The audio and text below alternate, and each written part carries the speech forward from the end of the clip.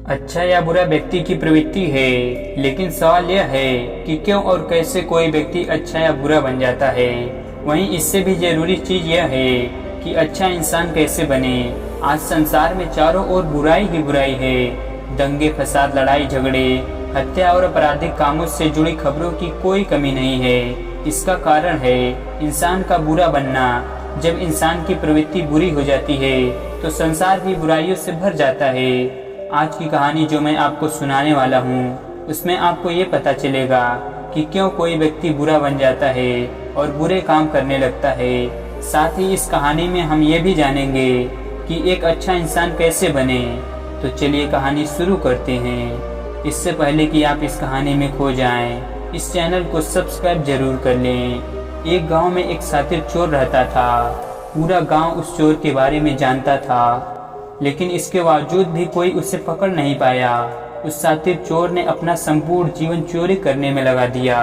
इतना ही नहीं, आसपास के गांव और नगर में भी उसकी बराबरी का कोई चोर नहीं था। चोर का एक बेटा था जिसे वह अपनी ही तरह शातिर चोर बनाना चाहता था। इसीलिए वह अपने बेटे से हमेशा कहता था कि कभी किसी साधु या सन्यासी के उपदेश को मत सुनना। यदि कोई कुछ कहे भी तो अपने कान बंद करके वहां से भाग जाना। बचपन से ही उसका बेटा अपने पिता से इन्हीं बातों को सुनता आ रहा था, जिस कारण ये बातें उसके मन में बैठ गई थी। ऐसे में बड़े होकर बेटा भी अपने पिता की तरह शातिर चोर बन गया। एक दिन उसे बड़ा लालच आया और वह राजा के महल में चोरी के उद्देश्य से जाने लगा। तभी रास्ते में लोगों की भीड़ नजर आई। चोर ने देखा कि लोग एक सन्यासी के चरणों में गिरकर उनका आशीर्वाद ले रहे हैं। वो सन्यासी गौतम बुद्ध थे। चोर साधु सन्यासी से दूर रहता था क्योंकि उसे अपने पिता से यही सीख मिली थी, लेकिन भगवान बुद्ध को देखते ही वह उनकी ओर आकर्षित हो गया। इसका कारण यह है कि पहली बार उसे किसी तेजस्वी व्यक्ति के दर्शन हुए थे। अचानक उसे पिता की बात याद आ जाती है कि साधु सन्यासियों से दूर रहना चाहिए। चोर असमंजस में रहता है कि वह सन्यासी के पास जाए या चोरी करने के लिए आगे बढ़ जाए। एकाएक उसके मन में यह प्रश्न आता है कि आखिर पिताजी क्यों साधु संतों से दूर रहने को कहते थे। इसका उत्तर जानने के लिए चोर भी लोगों के बीच बैठ जाता है और भगवान बुद्ध के उपदेश सुनने लगता है। बुद्ध लोगों को झूठ बोलने की व्यर्थता और विश्वासघात के बारे में बताते हैं। उपदेश समाप्त होने के बाद सभी लोग अपने घर लौट जाते हैं और चोर भी चोरी करने के लिए महल की तरफ निकल जाता है।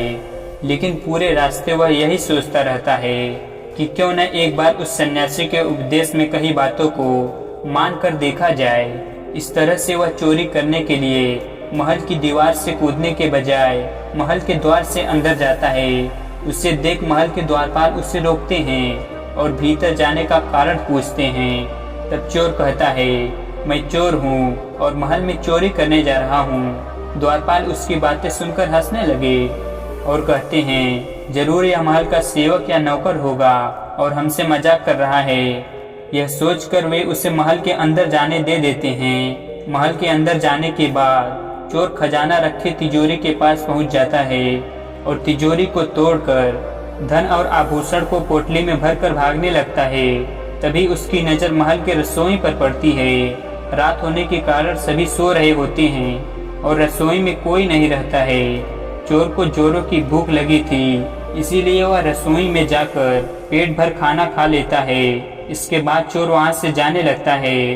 तभी उसे बुद्ध के उपदेश में सुनी दूसरी बात याद आती है कि जिसका नमक खाया है उसके साथ कभी भी विश्वासघात नहीं करना चाहिए। चोर सोचता है, मैंने इस महल का नमक खाया है, ऐसे में इनका धन चोरी करके मैं इनके साथ विश्वासघात करूंगा। इसीलिए चोर चुराए हुए धन को रसोई में ही छोड़कर जाने लगता है। तभी महल के एक व्यक्ति की नजर चोर पर पड़ जाती है और वह शोर मचा देता है, जिससे महल के लोग चोर को पकड़ लेते हैं और राजा के पास ले जाते हैं। राजा चोर से पूछता है कि जब तुमने चोरी कर ली थी तो फिर इसे छोड़कर क्यों जा रहे थे। चोर कहता है, एक सन्यासी के उपदेश के कारण। संगत और उपदेश से ही होता है व्यक्ति के व्यक्तित्व का निर्माण। चोर की बात से राजा प्रभावित होते हैं और उससे कहते हैं, अगर तुमने ऐसे उपदेश बचपन से ही सुने होते तो तुम कभी चोर बनते ही नहीं। इतना कहकर राजा ने उसे कोई सजा नहीं दी और छोड़ दिया। लेकिन राजा ने उससे कहा कि एक बात याद रखना, सही संगत और सही उपदेश से ही व्यक्ति अच्छा बनता है। बचपन से ही गलत संगत और गलत उपदेश मिलने के कारण वह बुरा व्यक्ति बन जाता है। इस कहानी से हमें यह शिक्षा मिलती है कि हमें गलत संगत नहीं करना चाहिए। गलत संगत से हम गलत व्यक्ति बन जाते हैं और गलत काम करने लगते हैं। हमें कैसा संगत करना चाहिए, मैं आपको एक और छोटी सी कहानी सुनाना चाहता हूँ, जिसमें आपको पता चलेगा कि हमें कैसे संगत करना चाहिए। संगत का हमारे जीवन में काफी अधिक महत्व है। संगत सही रहेगी तो हमारे विचार सही रहेंगे, और विचार सही रहेंगे तो कर्म भी सही रहेंगे, और जीवन में सुख शांति बनी रहेगी। और व्यक्ति की अच्छी संगति से उसके स्वयं का परिवार तो अच्छा होता ही है, साथ ही उसका प्रभाव समाज व राष्ट्र पर भी गहरा पड़ता है। जहाँ अच्छी संगति व्यक्ति को कुछ नया करते रहने की समय समय पर प्रेरणा देती है, वहीं बुरी संगति से व्यक्ति गहरे अंधकूप में गिर जाता है। और अच्छी संगति व्यक्ति का मन व चित्त निर्मल करती है। संगति का मनुष्य पर प्रभाव अवश्य पड़ता है। जिस प्रकार की संगति में हम रहते हैं उसी के अनुसार हमारे विचार हो जाते हैं। यदि हम बुरे लोगों के साथ रहते हैं तो उनके गुण हमारे अंदर अवश्य आते हैं। जिस प्रकार अग्नि के पास में पानी रखने पर वह गर्म हो जाता है, उसी प्रकार बुरे व्यक्तियों के संगति से उनके गुण हमारे अंदर आ जाते हैं। ऐसे ही एक शिक्षा है कि मनुष्य को दुष्ट व्यक्तियों की संगति नहीं करनी चाहिए। इसका परिणाम यह होता है कि सज्जन मनुष्य की सज्जनता व शुभ गुणों में प्रवृत्ति कम होकर संगति किए गए दुष्ट व्यक्ति के अवगुण उसमें आ जाते हैं। यह सज्जन मनुष्य की बहुत बड़ी हानि होती है, जिससे उसे अपने जीवन व उसके बाद भी हानि होती है। जीवन में अच्छे मित्रों की संगति से हमारे जीवन में बहुत अच्छा प्रभाव पड़ता है। अच्छी संगति में रहने से हमारा व्यवहार भी अच्छा हो जाता है। अच्छे मित्र हमें भी अच्छे काम करने के लिए प्रोत्साहित करते हैं। हमें ऐसे लोगों का साथ कभी नहीं छोड़ना चाहिए। इसीलिए सत्संग करते रहने की और अच्छा साहित्य पढ़ने की सलाह दी जाती है। सत्संग हमारे जीवन पर कैसे असर करता है, तो चलिए मैं आपको एक छोटी सी कहानी के माध्यम से बताता हूँ कि सत्संग यानी संगत हमारे जीवन पर कैसे असर डालता है। बात उस समय की है जब गौतम बुद्ध काफी प्रसिद्ध हो चुके थे। वे रोज प्रवचन देते, जिन्हें सुनने के लिए काफी लोग पहुंचते थे।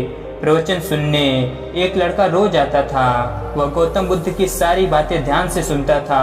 काफी दिनों तक तो प्रवचन सुनने के बाद एक दिन उस लड़के ने सोचा कि मैं प्रवचन तो रोज सुन रहा हूँ, लेकिन मेरे जीवन में कोई बदलाव नहीं आ रहा है। बुद्ध बातें तो अच्छी बताते हैं, लेकिन कुछ लाभ नहीं हो रहा है। मुझे बस इस बारे में बुद्ध से बात करनी है। अगले दिन वह लड़का बुद्ध से बात करने की इच्छा लेकर पहुंच गया। बुद्ध का प्रवचन शुरू हुआ और वे कह रहे थे कि अगर कोई व्यक्ति हम पर गुस्सा करता है तो वो हमसे ज्यादा खुद का नुकसान करता है। अगर हम भी दूसरों के गुस्से का जवाब गुस्से से दे देते हैं तो हम खुद का नुकसान कर लेते हैं। बुद्ध की यह बातें सुनते ही वह लड़का खड़ा हो गया और कहने लगा कि तथागत, मैं बहुत दिनों से आपके प्रवचन सुन रहा हूँ, लेकिन मेरे जीवन में तो कोई बदलाव ही नहीं आया है। मुझे तो प्रवचन सुनने से कोई लाभ नहीं हो रहा है। तब बुद्ध ने अपने प्रवचन बीच में रोके और उस लड़के की बात सुनने लगे। जब वह लड़का चुप हुआ तो बुद्ध ने उससे पूछा कि तुम कहाँ रहते हो। लड़का बोला कि मैं श्रावस्ती में रहता हूँ। बुद्ध ने कहा कि श्रावस्ती से यहाँ तक की दूरी कितनी होगी और यहाँ आने में कितना समय लगता है। उस लड़के ने बुद्ध की बातों का उत्तर दिया तो बुद्ध ने फिर पूछा कि यहाँ आते कैसे हो। उसने बताया कि मैं कभी पैदल आता हूँ, कभी सवारी का कोई साधन मिल जाता है तो उससे आ जाता हूँ। बुद्ध ने फिर एक नया प्रश्न पूछा कि क्या तुम यहाँ बैठे बैठे अपने घर पहुँच सकते हो। यह प्रश्न सुनकर वह लड़का और वहाँ बैठे सभी लोग हैरान हो गए। लड़के ने कहा कि ये कैसे संभव है, मैं बैठे बैठे कहीं और नहीं पहुँच सकता, इसके लिए तो मुझे ही चलकर जाना होगा। बुद्ध ने कहा कि तुम्हारी बातों में ही तुम्हारे प्रश्नों का उत्तर है। सत्संग सुनने से तब तक कोई लाभ नहीं होगा जब तक कि तुम उन अच्छी बातों को अपने जीवन में उतारते नहीं हो। जब तक कि तुम अच्छे काम नहीं करोगे, इच्छाओं का त्याग नहीं करोगे, बुराइयों से दूर नहीं रहोगे, तब तक तुम्हारे जीवन में कोई बदलाव नहीं आएगा। बुद्ध ने आगे कहा कि अगर तुम कोई अच्छा काम करना चाहते हो तो उसके लिए तुम्हें प्रयास करने होंगे। विचार करने से काम नहीं होगा। सत्संग में तुम्हें सही गलत बातों की जानकारी मिलती है, लेकिन उन्हें अपने जीवन में किस तरह उतारना है ये तो तुम्हें ही तय करना होगा। तुम्हें प्रयास करने होंगे, तभी जीवन में सुख शांति और सफलता आएगी। सत्संग करते रहने से हमारी बुद्धि पवित्र रहती है और हमारा मन गलत बातों से बचा रहता है। अगर हम सत्संग नहीं करेंगे तो हमारे जीवन भटक सकते हैं। इसलिए अच्छी किताबें पढ़नी चाहिए, अच्छे लोगों की संगत में रहना चाहिए। तो चलिए मिलते हैं किसी अगली कहानी में। तब तक के लिए अपना ख्याल रखें। धन्यवाद।